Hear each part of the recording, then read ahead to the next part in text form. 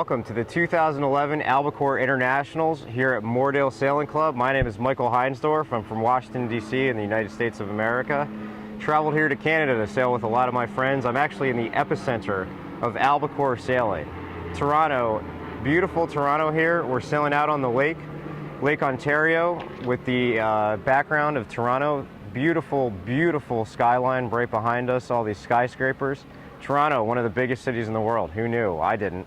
Sure enough to tell you. And we've got 3 sailing clubs here in a row. Moordale, St. Jamestown, and Westwood. And then the Outer Harbor Canoe Clubs. 4 actually, I can't count, what can I say? Between them there's probably 400 albacores here. Maybe that's a little bit high, but it's the epicenter of the albacore world in North America. It's been a great time here. I apologize for not doing anything earlier, but we've had some issues. It's ragweed season here in Canada, and I've been put down like no other and on allergy medicine most of the time. So I haven't really been able to give any sort of update, but I will try and do the best I can right now. So let's start out with the sailing. So we actually started out with 2 regattas here. Canadians, the Canadian Championships was on Saturday and Sunday, and then the Internationals rolled on right after that. Saturday and Sunday, actually 2 great days of sailing. 8 to 10 knots on Saturday with meter-high waves. Really made it fun downwind. You're just going downwind and catch these waves and just whoosh, surf. The boats take right off. A little bit scary for some people who haven't been in those kind of conditions before. And actually, we don't really see that too often here in Toronto, from what I've been told. And I'm already speaking like I'm from the area. Sunday, 10 to 12 knots, half-meter waves. Still a whole lot of fun going downwind. Upwind was good, especially the last race. Wind really picked up a little bit, and you could just zoom right upwind. But downwind, again, where a lot of the action was happening, a lot of passing, a lot of surfing, a little bit of pumping. Couple people got called out. We've got judges on the water here doing Rule 42. Saturday, the first day of the event, was really, really an interesting day for some people who got disqualified. Also, a few people got black flagged. They pulled out the black flag the first race because we just couldn't get off a start. I think it took 4 tries for the first race, and we've definitely had some issues getting off clean starts. Not just because the wind is clocking, it's doing that at times, but very aggressive fleet. 77 boats on the line at Canadians, and almost 60 odd for the Worlds. So that's Saturday and Sunday, and for the results, go to the website www.albacore.org. We've got a banner on top there. Click for the 2011 Internationals. Click on that. That'll give you the results for Canadians as well. If not, go to the Canadian Albacore website, www.albacore.ca, and that should point you to the results there too. Monday, another great day on the water. In fact, Monday was probably the best day we had.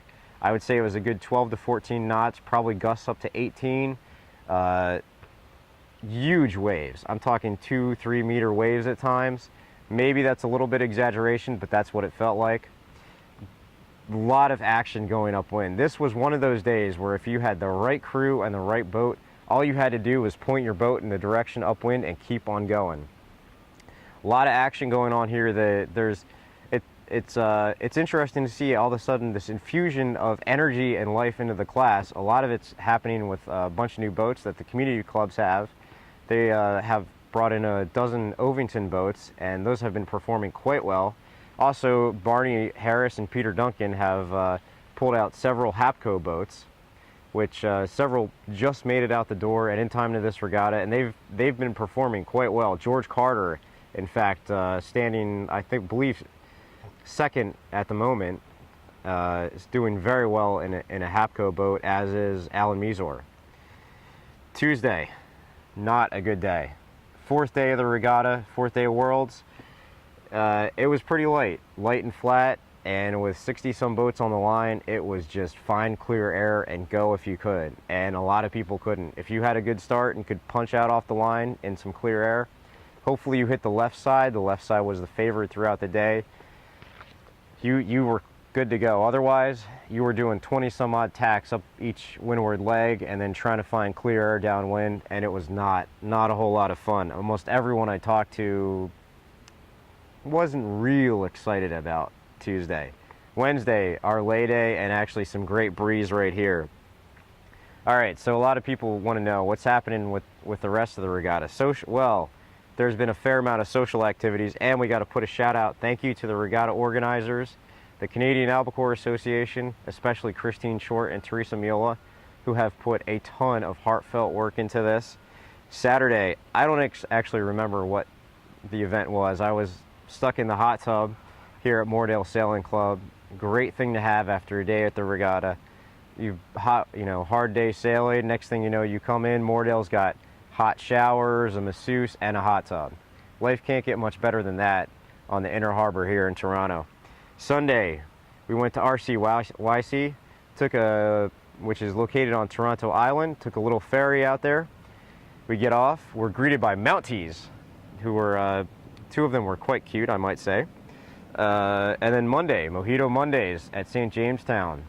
I was promised that we would have mojitos, Brazilian mojitos, waiting for us as we came in. Didn't quite happen that way, but it was still very good. Mojitos went quick, way too quick. Tuesday, an excellent curry dinner here at Moordale Sailing Club. And somehow, someone decided that it would be an excellent idea to sell bottles of wine at $10 a pop. I have a feeling there's a restaurant owner among one of the Moordale members who wanted to get rid of a whole lot of wine. That was fairly disastrous, judging from the amount of wine bottles that are left on the tables and that big blue van that's just parked in the middle of the club. Wednesday, we're going to go over to Toronto Island again, where as the island people apparently like to be a little higher class. We were told we can dress in shorts and all, but they're still having a wine and cheese reception for us at the Toronto Island Sailing Club, which we're very excited about. Thursday is going to be another dinner at Westwood Sailing Club. And then Friday we're back to RCYC to finish up for the awards and events. So that's pretty much it so far. There's been a few things. We'll get back at you with some video clips of some of the racing, some photos. Tons of photos from the really windy days. I think they said they took 1,600 photos with each camera. So if you're got some time at home and they've uploaded the videos, definitely take a look at that. You'll see these boats are phenomenal in any sort of weather, and it was just, I gotta say, 3 great days on the water. Anyway, we'll be back at you with a little more, and everyone, wish you were here in Toronto.